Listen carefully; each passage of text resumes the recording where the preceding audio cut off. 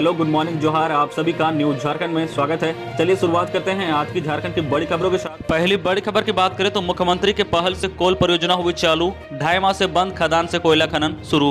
NTPC के पकरी बरवाडी कोल परियोजना में रैयतों को अतिरिक्त 5 लाख रुपए प्रति एकड़ की दर से मुआवजा मिलेगा। अतिरिक्त मुआवजा की यह राशि 275 करोड़ रुपए होगी।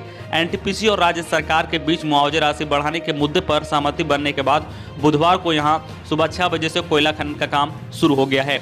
गौरतलब है कि भू अर्जन अधिनियम 2013 के प्रावधानों के अनुरूप मुआवजा भुगतान की मांग को लेकर चल रहे आंदोलन की वजह से 2 सितंबर 2020 से कोयला खनन का काम पूरी तरह से ठप हो गया था। परियोजना के बंद रहने की अवधि में सरकार को कुल 200 करोड़ रुपए का नुकसान हुआ है।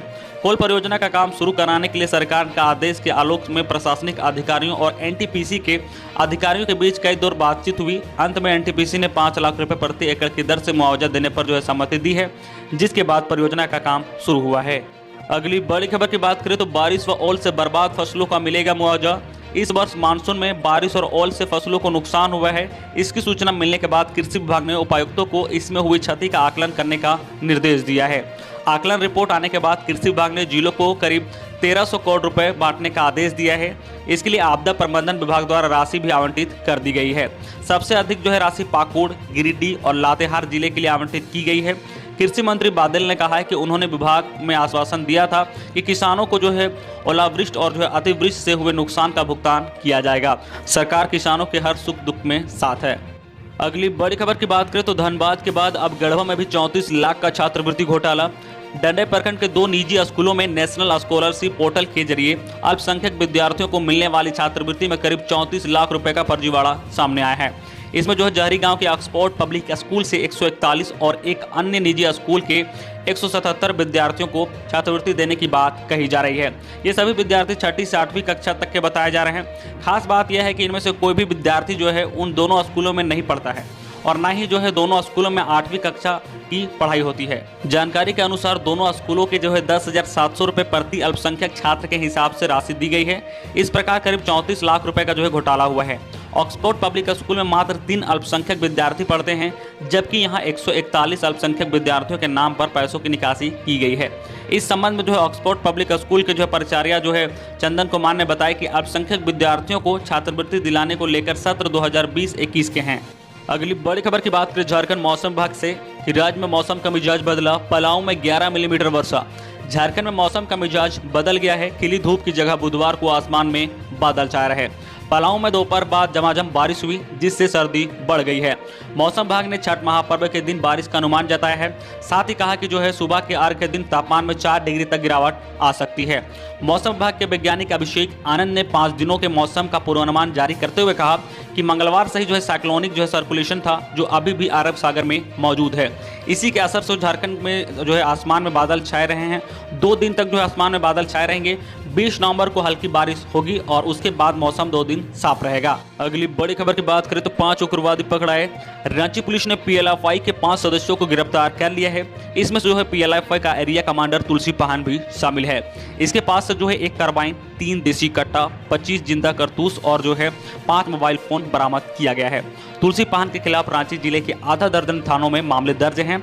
ये पिछले 1 महीने से रांची के अलग अलग व्यवसायियों से रंगदारी मांग रहे थे और उन्हें धमका रहे थे। बीते दिनों धुरुआ में टेंट व्यवसायी के घर पर गोली चलाने में भी ये शामिल थे। पूछताछ में तुलसी पाहन ने बताया कि सारे हथियार दिनेश गोप और अवधेश जायसवाल की तरफ से दिए गए थे। दिनेश गोप तुलसी के माध्यम से डर पैदा कर रांची के व्यवसायियों से रंगदारी वसूलना चाह रहा था। उसने बताया कि रांची में टेंट व्यवसायियों के घर पर उसने ही गोली चलाई थी। अगली बड़ी खबर की बात करें तो वोट बैंक के त्रुटिकरण के लिए भाजपा ने खेला धर्म का कार्ड। झामुमो के केंद्रीय महासचिव सह प्रवक्ता सुप्रीमो भट्टाचार्य ने कहा कि छठ पर्व को मुद्दा बनाकर भाजपा ने वोट बैंक के त्रुटिकरण के लिए धर्म का कार्ड खेला है। तनाव पैदा करने की कोशिश की गई है। छठ आस्था एवं सामाजिक समानता का पर्व है, लेकिन इसे राजनीतिक रंग दिया गया है। दिल्ली हाई कोर्ट ने भी आज अपने फैसले में कह दिया है कि कोर्ट इस प्रकार की छूट देने के पक्ष में नहीं है। उन्होंने कहा कि अगर छठ घाट पर जाने से कोरोना का संक्रमण फैलता है तो कौन जिम्मेवार होगा। इस प्रकार के मामले में भाजपा नेताओं के खिलाफ साजिशन हत्या का मुकदमा दर्ज होना चाहिए। लोगों के जीवन से खिलवाड़ करने का किसी को अधिकार नहीं है। पार्टी कार्यालय में पत्रकारों से बातचीत करते हुए श्री भट्टाचार्य ने भाजपा विधायक सीपी सिंह को चुनौती देते हुए कहा कि वह 17 घाटों के पानी से कुल्ला करे हैं। हम अब देखना चाहते हैं कि सरकार के गाइडलाइन के खिलाफ छठ घाट में उतरकर प्रदर्शन करने वाले लोगों में से भाजपा के कितने लोग घाटों पर जाकर डुबकी लगाते हैं। अगली बड़ी खबर की बात करें तो रेल यात्रियों को सफर में होगी आसानी, गोरखपुर हटिया के बीच चलेगी पूजा स्पेशल ट्रेन। धनबाद रेलवे प्रशासन ने यात्रियों की भीड़ को देखते हुए ट्रेन संख्या 05028 और जो है 05027 गोरखपुर हटिया गोरखपुर पूजा स्पेशल ट्रेन 20 से लेकर 1 दिसंबर के बीच चलाने की घोषणा की है। ट्रेन अप और डाउन में कुल जो है 11 ट्रिप चलेगी। आपको बता दें कि 20 नवंबर को महापर्व छठ का जो है पहला अर्घ है। रेलवे सूत्रों की मानो तो जो है इस ट्रेन का परिचालन नियमित कर दिया जाएगा। इस ट्रेन में जो है SLR के 2 कोच, सामान्य श्रेणी के 9 कोच और तृतीय श्रेणी स्लीपर के 4 कोच और जो है वातानुकूलित 3 टियर के 2 कोच सहित कुल 17 कोच होंगे। अगली बड़ी खबर की बात करें झारखंड कोरोना अपडेट को लेकर तो राज्य में कोरोना के 251 नए संक्रमित मिले हैं, जबकि 3 संक्रमितों की मौत हो गई है। राज्य में बुधवार को कोरोना के 251 नए संक्रमित मिले हैं। नए संक्रमितों में सबसे ज्यादा रांची से 70 संक्रमित मिले हैं। इसके बाद बोकारो से 53, धनबाद से 29, पूर्व सिंहभूम से 16, गुमला से 11, रामगढ़ से 11, देवघर से 9, पश्चिम सिंहभूम से 8, गढ़वा से 7, हजारीबाग से 6, गिरिडीह से 5, सरायकेला से 4, साहिबगंज से 3, जामताड़ा से 3, दुमका से 2, लातेहार से 2, लोहरदगा से 2, सिमडेगा से 2, चतरा से 1, कोडरमा से 1, पाकुड़ से 1, पलामू से 1 नए संक्रमित मिले हैं। बुधवार को 251 नए संक्रमितों के मिलने के बाद जो है राज्य में कुल संक्रमितों की संख्या 1,06,742 हो गई है। वही एक्टिव केस की बात करें तो 2,637 पर पहुंच गई है। इधर रात भरी खबर की बात करें तो बुधवार को राज्य में 280 कोरोना संक्रमित स्वस्थ होकर अपने घर लौट चुके हैं। अगली बड़ी खबर की बात करें तो मोदी संग मिलकर काम करेंगे बाइडेन। अमेरिका के जो है नवनिर्वाचित राष्ट्रपति जो बाइडेन ने मंगलवार को कहा कि वह वैश्विक चुनौती पर जो है प्रधानमंत्री नरेंद्र मोदी के साथ निकटता से मिलकर काम करने के इच्छुक है। प्रधानमंत्री नरेंद्र मोदी से जो बाइडेन के बीच मंगलवार को टेलीफोन वार्ता हुई। 3 नवंबर को हुए राष्ट्रपति चुनाव में जीत हासिल करने के बाद दोनों नेताओं के बीच यह पहली बातचीत थी। वार्ता के बाद जो है जारी बयान में बताया कि जो है मोदी ने बाइडेन और जो है कमला हैरिस से फोन कर जो है जीत की बधाई दी। अगली बड़ी खबर की बात करें तो कोरोना को लेकर अभी भी सावधानी जरूरी। सीएम मुख्यमंत्री हेमंत सोरेन ने ट्वीट कर कहा कि राज्य में कोरोना को हराने में हम लगातार सफल हो रहे हैं, लेकिन खतरा बरकरार है। इस महामारी के खिलाफ हमें जो सफलता मिली है उसका श्रेय कोरोना योद्धाओं के अथक प्रयास, संघर्ष एवं अपनी सुरक्षा की परवाह किए बिना राज्यवासियों की सेवा में अपना सब कुछ निछावर कर देने की भावना से मिली है।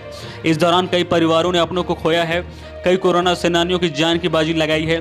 मुख्यमंत्री ने कहा कि दिल्ली समेत देश के कई हिस्सों में कोरोना संक्रमण दोबारा पांव पसारते देखा जा रहा है। यह हमारे लिए वाकई खतरे की घंटी है। मुख्यमंत्री ने कहा कि पूरा झारखंड उनका परिवार है, लेकिन कई बार अपने परिवार और अपने को सुरक्षित रखने के लिए हमें कड़े कदम उठाने पड़ते हैं।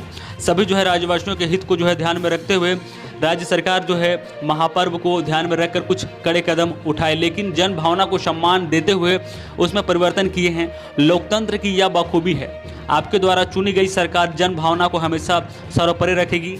सीएम ने महापर्व के अवसर पर कोरोना महामारी को बिल्कुल हल्के में नहीं लेने की अपील की है।